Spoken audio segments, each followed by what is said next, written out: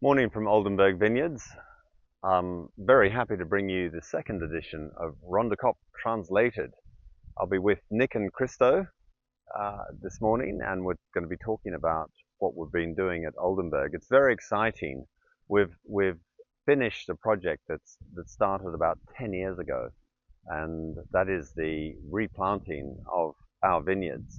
And there's a lot of detail to this, so we're not going to go into all the detail. But I think what's important is to have both Christo and Nick just give you their sense of what we're up to. Um, I think if we go back to 2015, the catalyst for this was leaf roll virus, which we've spoken about before, but it's a problem that meant that we had to actually remove 75% of our vineyards. But it was also an opportunity. It was an opportunity to replant, reformat, really take the lessons from the past and improve what we're doing, which we believe we've uh, really put in place something quite special here. We're going to have in our newsletter this month, we're going to have a map that shows the detail of what we're up to, which is it really does go into some serious soil science and viticulture science and winemaking science. So that's exciting. And we also have something now that we refer to as the Rondekop garden philosophy, which is really treating our farm as a garden and each individual vine as a unique part of that garden, which allows us to actually maximize what we're doing and to really work closely with nature. But let me go and find Nick and Christo, and let's talk to them about what they're finding from this replanting. Okay. Right, I'm here with Christo, and Christo, what's the just tell us a little bit more about the replanting. Yeah, so Adrian did gave us basically opportunity this to make the blocks more homogeneous, preferring this basically making the blocks smaller, looking at soil profile files and visual inspection from the previous block. And that's just better. Looking at you can do different rootstocks, different spacings, looking at the wind conditions of trailer systems, making the different trailer systems as well.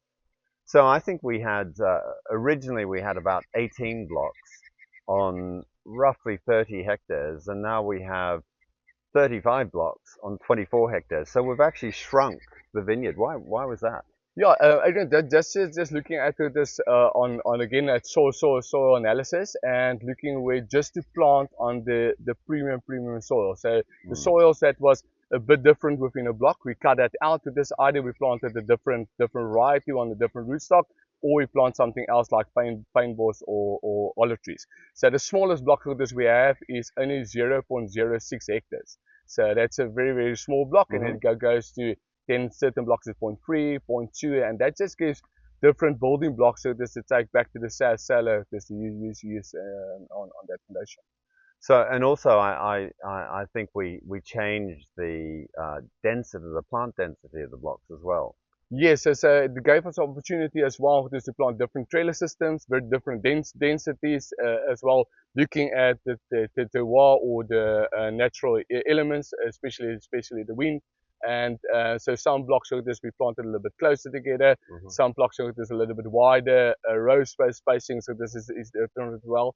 And it varies from 2,000 vines a hectare to 8,500 vines a hectare. Wow. Okay.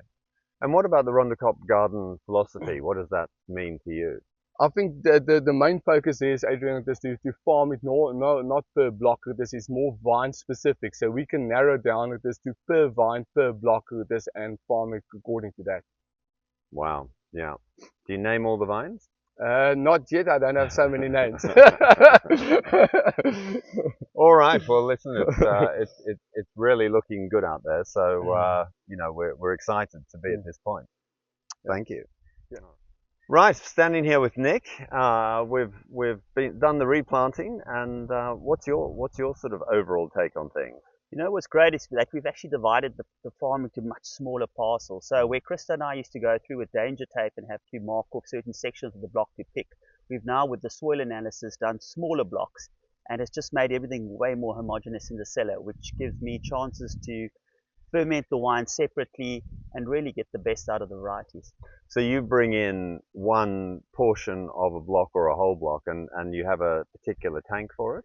Yeah, so we've got tanks, we've got amphoras, foodras that we can put those wines in and ferment them separately, and that gives us amazing components to build the building blocks in all our different wines. Have you noticed a change in quality of the grapes that you're receiving now? Oh, definitely. I mean, being virus free, having new clones to work with, and just really being hands on in the control of the grapes has really pushed the quality to the next level and really brought out the potential of this beautiful and mysterious site Rondekop behind us. Yes, it's the translation. That's what we're up to, isn't it? So yeah.